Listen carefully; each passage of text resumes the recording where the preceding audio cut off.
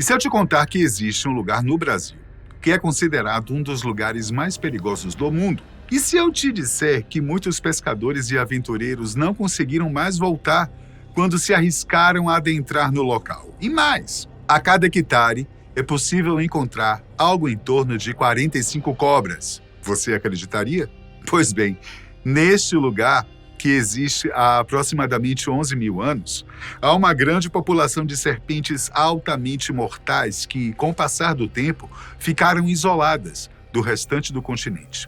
Isso possibilitou o desenvolvimento de um veneno tão poderoso que pode matar certos animais em minutos, ou um ser humano em torno de 6 horas. Em tempo, não é o veneno mais poderoso de todos. Contudo, as dificuldades encontradas na ilha é que pesam bastante. Levando-se em consideração que a viagem até o continente pode durar cerca de 2 horas, fora os trâmites e dificuldades de sair de lá e alcançar o continente, é que podem piorar as coisas, já que o deslocamento também consome um tempo considerável. No final, a vítima teria algo em torno de 2 horas para chegar a um posto de saúde mais próximo para tomar o soro antiofídico. Sabe que lugar é esse que eu estou falando? Vamos agora conferir a história e os mistérios da Ilha da Queimada Grande, mais conhecida como a Ilha das Cobras. Antes de mais nada, deixe-me ilustrar o cenário da ilha em sua mente. Há muitos anos desabitada, a ilha está localizada a cerca de 35 quilômetros da costa do estado de São Paulo, Brasil. A ilha pertence ao município de Itanhaém e está a pouco mais de 18 milhas náuticas da cidade. Com 430 mil metros quadrados e praticamente desprovida de praias, ela é cercada por paredões rochosos e possui uma topografia completamente irregular, constituída por uma vegetação de Mata Atlântica com árvores altas que juntas formam uma grande floresta fechada e com trilhas quase inexistentes. Caminhar por ela poderia ser uma das maiores aventuras de sua vida, com certeza, mas não sem estar acompanhado pelo fator medo. A ilha tem uma parte mais alta, um morro, e outra mais baixa, mas que também está a uns bons metros acima do nível do mar. Sua parte mais alta alcança apenas 206 metros acima da superfície marinha, mas é na parte baixa onde se encontra um já antigo farol, sobre o qual falarei logo adiante. Há uma história bastante curiosa em torno dele também. Queimada Grande poderia ser um ótimo lugar para passar as férias com a família. O problema é que os humanos teriam que dividir espaço com uma média de 3 mil cobras num mesmo terreno. A maioria delas é da espécie Bothrops insularis, também chamada de jararaca ilhoa, que é endêmica, ou seja, só é encontrada nessa ilha. Como falei, o veneno delas é muito mais forte do que uma jararaca comum, sendo considerado 12 a 20 vezes mais potente. E isso se deve ao isolamento evolutivo da jararaca ilhoa na Ilha da Queimada Grande, que levou a adaptações específicas e um veneno mais potente para capturar suas presas, principalmente aves. A ilha tem espécies ameaçadas de extinção, como a dormideira da Ilha da Queimada Grande e a própria jararaca ilhoa. Daqui a pouco eu vou te explicar o porquê. A ilha também abriga em torno de 30 espécies de aves, das quais a mais abundante é a corruíra. Há ainda pelo menos 3 espécies de anfíbios endêmicos e 3 de lagartos, além de 2 tipos de cobras cegas e 70 espécies de aranhas, todas já devidamente catalogadas. Queimada Grande foi registrada pela primeira vez no ano de 1532, durante a expedição de Martim Afonso de Souza. Só que a sua origem é datada de milhares de anos antes. Ao final da última era glacial, 11 mil anos atrás, a Ilha das Cobras acabou sendo separada do continente, à medida que o nível do mar se elevava.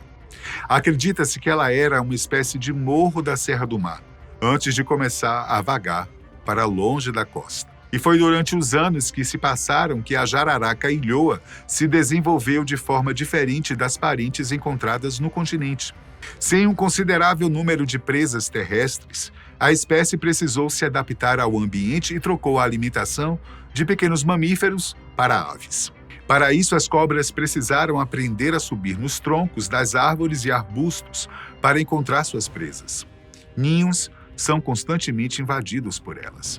Havendo ovos ou filhotes, é a refeição do dia. E o mesmo vale para as aves adultas, que frequentemente servem de jantar para as serpentes.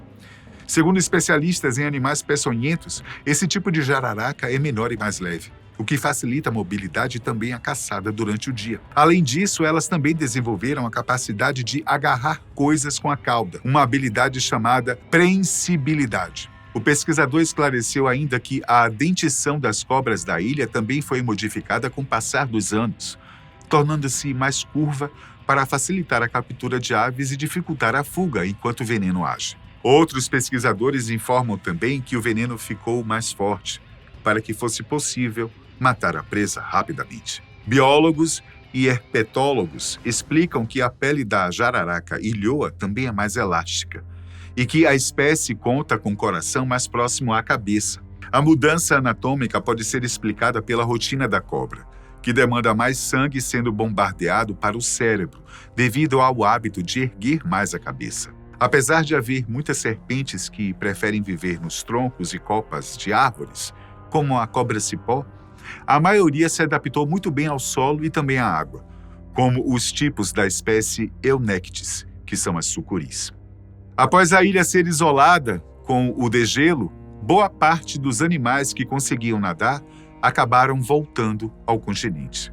Além da jararaca ilhoa, os outros que ficaram no lugar também precisaram se adaptar ao longo dos anos para sobreviver. E não, pessoal, não estamos falando de 10, 20 ou 50 anos, mas sim de 11 mil anos, pelo menos. Administrada pelo ICMBio desde 1984, a ilha também é o lar de outros animais, como lagartos, outras espécies de serpentes, aranhas, entre outros. Quanto ao nome Queimada Grande, sua origem está relacionada com as visitas que a ilha recebeu no decorrer dos anos. As histórias dizem que o próprio Martim Afonso de Souza e sua tripulação atearam fogo, em parte, no local, após explorarem a ilha como forma de afugentar uma possível má sorte. Como não há nenhum registro de que o explorador tenha tido contato com as jararacas da ilha, pode-se dizer que a primeira vez que atearam fogo na ilha por conta das cobras ocorreu apenas alguns séculos mais tarde. Acredita-se que pescadores que se aventuraram por lá costumavam realizar queimadas por medo da população de cobras. Já no final do século XIX, Queimada Grande recebeu um farol que foi instalado pela Marinha do Brasil. E a história conta que os próprios oficiais também ateavam fogo para reduzir o número de cobras. Como era preciso que faroleiros morassem no lugar para manter a manutenção do equipamento, a prática de queimadas se tornou cada vez mais comum. Algumas vezes as chamas eram tão fortes que podiam ser observadas do continente. Daí a adesão ao nome atual e também o maior motivo de ter inserido os animais endêmicos da ilha em risco de extinção. E quanto ao farol, acredite, ele representa uma parte importante da história da ilha. Isso porque o primeiro lote da jararaca ilhoa, que seria estudado pelo Instituto Butantan, foi encaminhado em 1911 por Antônio Esperidião da Silva, o zelador do farol que morava na ilha. Foi somente em 1922, no entanto, que um pesquisador chamado Afrânio do Amaral fez um relato científico da espécie, descrevendo sua alimentação e características físicas. 4 anos antes, em 1918, a Marinha Brasileira fez ajustes no farol e o tornou automatizado. Assim, não seria mais necessário a presença de um zelador na ilha. Até então, o costume era deixar um faroleiro com a família vivendo em Queimada Grande, e como é comum a criação de lendas para lugares, digamos, exóticos, não foi diferente com a ilha, que chegou a ser tida como local onde está guardado um tesouro. Esse tesouro, de acordo com a lenda, teria pertencido a um pirata que também teria sido responsável por colocar as cobras lá, a fim de proteger as riquezas. Outras histórias afirmam ainda que um faroleiro foi morto junto com a família após serem atacados por cobras. Uma história que nunca foi comprovada. Mas uma coisa é praticamente certa. Vários relatos sobre acidentes envolvendo a jararaca ilhoa, tanto com humanos quanto com animais domésticos. Como assim animais domésticos? Animais que pertenceram às famílias dos faroleiros que lá viveram e trabalharam. A partir de 1920, a manutenção do farol começou a ser feita anualmente pela Marinha do Brasil. Atualmente é proibido qualquer desembarque em Queimada Grande sem a autorização do governo federal. Profissionais ambientais ou pesquisadores precisam apresentar a proposta de visita à ilha para ser concedida a permissão. Aqueles que pretendem viajar até lá precisam estar atentos não apenas à ameaça das cobras, mas também com as características da ilha, que possui pouca quantidade de areia ao redor, fazendo com que não haja extensão de praia. E como se já não bastasse a dificuldade de explorar a ilha, devido às cobras e também devido ao terreno altamente acidentado e repleto de pontos com alto risco de acidentes, o desembarque deve ser feito em plataformas rochosas que possuem grande quantidade de limo. E como se sabe, o limo, ou lodo, é uma substância gerada a partir da água e de matéria orgânica, entre outras microsujeiras, como se agregam a vários tipos de superfícies, inclusive rochas, tornando o chão bastante escorregadio. Inclusive, houve um pequeno naufrágio lá na região. Só que antes de falar desse acidente, é preciso ressaltar que, por mais que a ilha possua a maior concentração de cobras do Brasil, a jararaca ilhoa é considerada criticamente ameaçada de extinção. Além das queimadas que já citei, outro problema muito sério começou a ocorrer. Além de muitos pescadores, mesmo conhecendo os riscos, adentrarem na ilha só por aventura, não dando a mínima para a conservação, outro problema passou a ser observado: a biopirataria, que visa a captura ilegal dos animais para venda. E não foram poucos os piratas que foram até lá para sequestrar exemplares da ilhoa. Segundo o site 11.11, uma única jararaca ilhoa pode custar mais de $20 mil no mercado clandestino. O motivo da venda?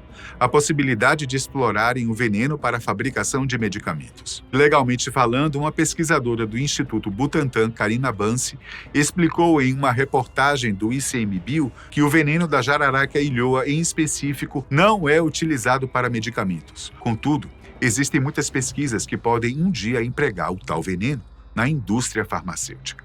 Em resumo, a caça, junto com a degradação do habitat e doenças, afetaram a população da ilha, que diminuiu quase 50% nos últimos 15 anos. Além disso, a jararaca ilhoa está atualmente na lista vermelha da União Internacional para a Conservação da Natureza.